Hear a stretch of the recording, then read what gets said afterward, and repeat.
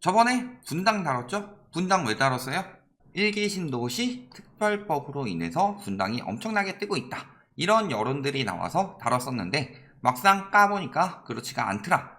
현재 공인중개인들 보면은 보러 오는 사람 없고 벌써 호가 뚝뚝 떨어지고 있다. 호가만 그렇게 올려놨던 것이다. 이런 여론들이 나와 있었죠. 이번에는 똑같이 1기 신도시 특별법으로 분당과 동시에 띄운 곳이 한 곳 더 있었죠. 어디예요?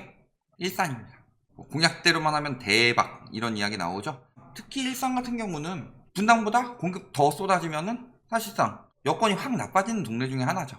그래서 보면은 서울, 분당, 일산 재건축 맨날 1기 신도시 여러 군데 있는데 항상 언론에서 보면 띄우는 지역들은 정해져 있다. 왜냐면 다 하려면은 그런 거 있잖아요. 두 마리 토끼는 못 잡는다. 이 말처럼 다 띄우려고 그러면은 사실상 중구난방이 되는 거고, 그런 시기가 따로 있는 반면에 그런 시기가 안 되는 경우는 전반적으로 상승하는 분위기다. 그럼 중구난방적으로 다 띄웠겠죠. 그런데 지금은 분위기가 반전되고 있는 상황이죠. 그러니까 선택과 집중을 한다. 그래서 늘 이야기하는 곳이 어디예요?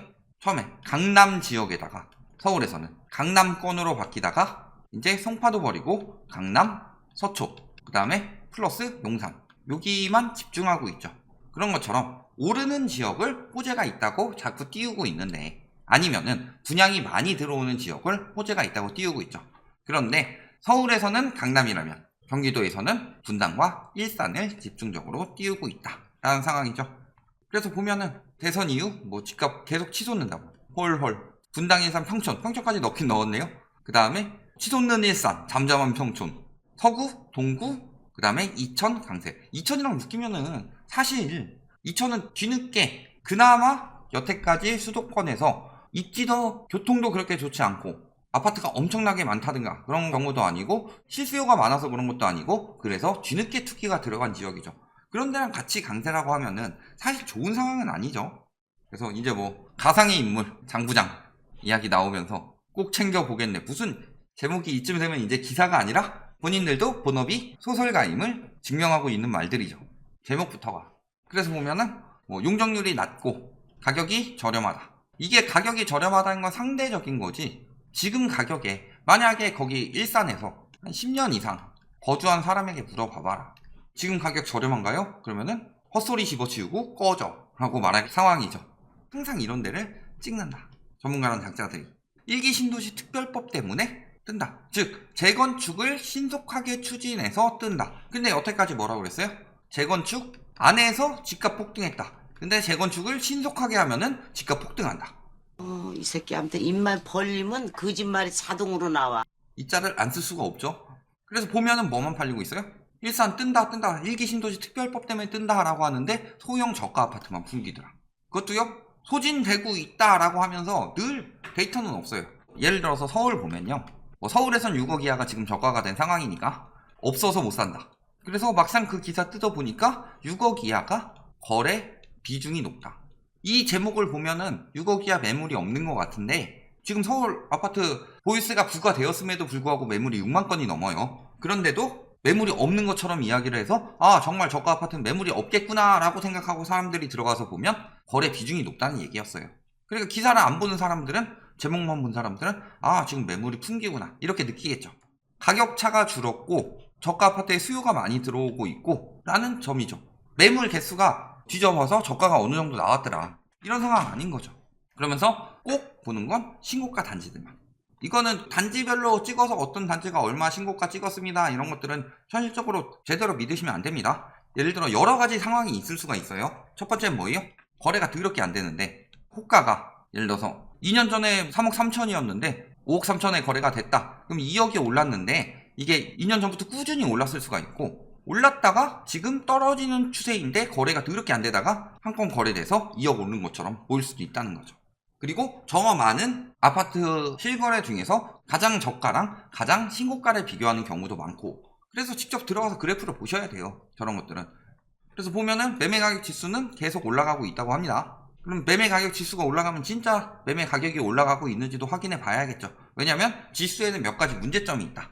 그래서 우리나라 부동산 통계는요, 하나만 보면 안 돼요. 여러 개를 겹쳐서 봐야 되는데 몇 가지 문제가 있는 게, 특히 KB 같은 경우는 호가 위주이기 때문에 거래가 안 되는데도 계속 가격이 올라가는 것처럼 보이고, 부동산원 같은 경우는 뭐예요?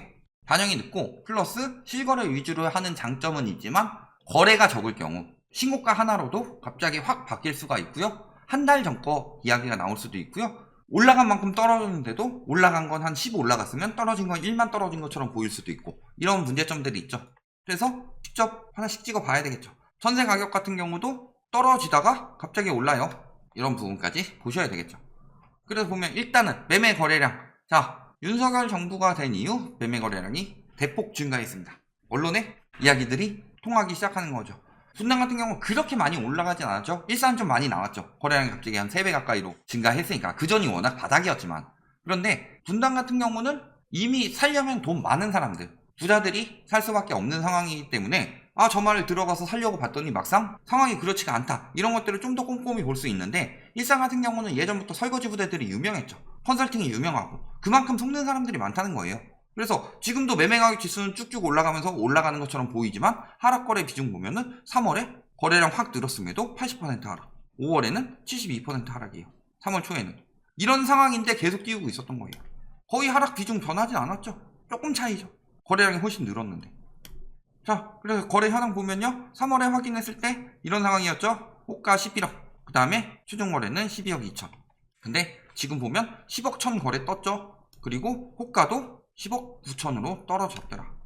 자, 전세 가격 같은 경우 약간 하나 튀는 것처럼 보였지만 이런 거는 거의 추세보다는 거래가 나올 때 왔다 갔다 하면서 튀는 것들이 있다고 그랬죠. 전반적으로 추세는 계속 떨어지고 있죠. 뭘 봐서 매매랑 전세가 오르느냐. 또 여기 보면은 호가 7억에 7억 8,500 거래했던 요 단지도 보면은 7억 2천 거래까지 또 떨어졌죠. 물론 그 전에 이런 거 1층 거래된 건 있지만, 그리고 이런 저가 매매를 나가면서 7억 6천 호가는 남은 건 이렇게 됐더라. 전반적으로 전세는 계속 떨어지는 추세를 유지하고 있다. 방금 첫 번째 단지랑 두 번째 단지를 보시면 첫 번째는 7년차고 두 번째는 31년차라서 재건축 뜬다라고 해서 어느 정도 효과가 나온 거죠. 자, 거래 5억에 호가 5억 2천이었습니다. 근데 지금 보면은 5억 다음에 튀는 것처럼 보이다가 다시 떨어지고 있죠. 그리고 전세 가격 보시면 올라가는 것처럼 보이다가 유지되면서 조금씩 떨어지는 분위기 나오고 있다. 자, 거기다가 지금 올해 입주 많아요. 작년이랑 다르게 공급 부족으로 이야기할 상황은 아니죠. 내년 내후년에 적지 않냐. 여기도 지금 계속 사전 청약 받고 있죠. 분위기 자체가 보면은 분당이든 일산이든 1기 신도시 특별법으로 뜬다고 이야기만 나오고 있을 뿐이지 막상 거래량이 늘긴 늘었지만 보통 이거 윤석열 정부 교체 효과로 거래량이 늘어난 지역들이 있지만 대부분 3, 4월 반짝이고 5월부터 조금씩 줄어들고 있는 추세죠. 왜? 그 말을 믿고 싶고 믿는 사람들이 많아요. 그래서 그 중에서 여러 개 되는 사람들은 도전을 하는 건데 지금 그것까지 다 이거야말로 영끌이죠. 여력 되는 사람들을 영끌한 게 저 정도다. 자, 거래량 많을 때 1000건도 넘어가던 지역이었죠. 한 재작년 코로나 터졌을 때만 해도 보통 300건은 다 넘었죠. 그러다가 쭉 감소하고 있는 추세였다가 최근에 2달 그리고 3달째도 요거는 2월보다 많이 나올 걸로 보이는데 여기까지가 거의 끝이다. 그러니까 여기서 알 수 있는 건 여러 가지가 나오죠. 재건축 완화는 집값을 띄우는 정책이다. 그리고 재건축을 안 해서 공급 부족 때문에 집값이 올라갔다고 하는데 재건축을 많이 하는 지역이 갑자기 집값이 올라간다고 띄우고 있다. 즉 모순된 이야기를 했었다. 그리고 세 번째로는 막상 아무리 그렇게 띄워도 한계가 있더라. 특히 일산 같은 경우는 저평가에 저렴한 가격이라고 했는데 저렴한 가격에도 못 들어간대요. 지금 보면은 저렴하지 않은 가격이기 때문에. 그리고 또 한 가지는 재건축으로 뜨고 있다고 이야기를 막 하지만 막상 뜨는 건 재건축이 아니라 지금 투기 수요들이 매입이 가능한 저가 아파트 뿐이다. 즉 컨설팅 같은 것들이 판을 치고 있으면서 저런 저가 아파트들 지금 뜬다고 팔아치우고 있는 거다. 이런 것들이 다 보이죠. 통계로 보면. 지금도 보면은 일산 그러면 없어서 못 팔아야 되는데 매물이 아직도 늘어나고 있습니다. 6월 1일 지났는데도. 전월세나 조금 빠졌죠. 일산 서구 역시도 마찬가지죠. 서구는 전월세도 늘어나고 있다. 일산 전반적으로 합치면 전월세도 전체적으로 늘고 있는 추세죠. 그래서 저번에도 이거 올렸었잖아요. 억 단위로 뚝뚝 떨어지고 있다. 분당 속 탄다. 이것처럼 뭐예요? 매물이 발에 차이는데 사겠다는 사람을 통찾을 수가 없다. 어디요? 일산 동구. 언제요? 3월부터 맨날 1기 신도시 특별법으로 띄웠는데 사는 사람이 없더라. 보면은 지금 금리 부담이 재건축 아파트 기대를 압도한다고 그랬는데 이거 굳이 경기 아파트에 한정된 이야기 아닙니다. 늘 말씀드리지만 재건축은 기간이 보통 이제 조합 설립 이후 한 8.5년 정도 평균 걸리는데 8.5년 동안에 불확실성이 크면 클수록 위험해집니다. 그랬을 때 재건축 같은 경우는요, 일반 갭 투기랑 다르게 일반 갭 투기는 전세가 대부분의 자기 자금 조금이라면, 재건축 같은 경우는요, 아파트 가격은 비싼데 막상 들어가서 살긴 좋지 않아요. 이거 나중에 신축으로 개발되면서 그 기대감으로 개발 수익과 신축 아파트를 받을 수 있다는 그 기대감 때문에 가격이 높죠. 하지만 막상 들어가서 거주하려면 거주하고 싶진 않다. 그러니까 낮은 전세 가격에 자기 자본이 많이 들어가죠. 그런데 자기 자본이 많이 들어가기 때문에 이 부분에 대해서 근저당도 같이 끼죠. 그래서 대출을 받아서 산다. 일반 갭투기랑은 다르게. 그러면요, 재건축 같은 경우는요, 대출 금리의 영향도 받죠. 그 다음에 8.5년이라는 긴 시간 동안 돈이 묶여있죠. 자기 자본도. 그렇다는 것은 요거의 예금 금리를 봤을 때 기회 비용도 있죠. 그런 부분을 따졌을 때 금리가 상승하는 시기엔 재건축이 올라가기가, 원래는 올라가면 안 되는 상황이다. 8.5년 뒤에 금리가 어떻게 될 거예요? 적어도 올해부터 내년까지는 인플레이션 억제로 인해서 금리를 엄청나게 올릴 테고, 그 다음에 금리를 뚝 떨어뜨린다는 보장 없죠. 왜냐면 2008년부터 풀었던 게 2015년부터 축소하다가 세계적으로, 그러다가 2020년부터 다시 풀어가지고 2022년부터 축소하는 중이다. 그러면 이때 풀었던 거를 동시에 축소해야 되는 상황이라서 당분간 금리가 급격히 떨어질 가능성은 낮다는 거예요. 근데 8.5년 동안 기회비용 날려가면서 위험한 재건축을 들어갈 이유가 있느냐? 저게 추진이 100% 되는 것도 아니고, 추진한다고 수익이 100% 남는 것도 아니고, 얼마의 세금이 나갈지도 모르는 거고, 그런 상황에서 메리트가 있겠느냐? 그러니까 부자들이 재건축을 지금 사겠어요? 아무리 저렇게 사업성이 좋다고 이야기를 하더라도 안 사고 있는 거다. 거래량이 뚝 떨어진 거다. 결론. 자, 1기 신도시 특별법은요, 이대로 진행이 된다. 용적률 500%에. 막 이런 것들 다 진행되면요, 주차 문제, 교통 문제, 출퇴근 교통할 때 엄청 막히겠죠? 이런 것들 등등 고려할 점이 많아지죠. 그런데 재건축이 사업성이 좋아진대요? 그만큼 공급이 쏟아져서 내가 나중에 신축으로 받을 때 어떻게 떨어질지 모르는 상황이죠. 그런 상황에서 재건축 뜬다, 사업성이 좋다. 재건축 사업성에서 제일 먼저 보셔야 될 건 금리예요. 얼마나 분양이 많이 되고요. 금리가 높으면요, 건설비도 올라가요. 부동산 PF 받기 때문에. 둔촌주공 미루면 미룰수록 계속 돈 빠져나간다고 그랬죠.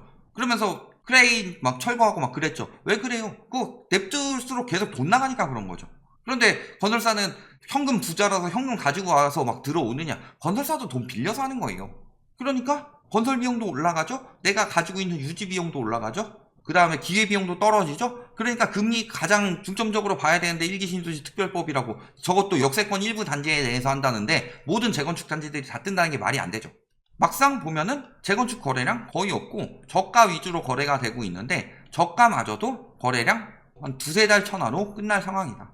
이런 부분 보시면요, 특히 일산에서 입사하는 사람들한테 넘어가지 마셔라. 컨설팅이 판을 친다. 그걸 생각해 보시면은 지금 내가 저 말을 믿어도 되는지 꼼꼼하게 더 확인해 보시고, 내 집 마련 하려다가 평생 내 집 마련 못하는 수가 있다. 여기까지 말씀드리겠습니다.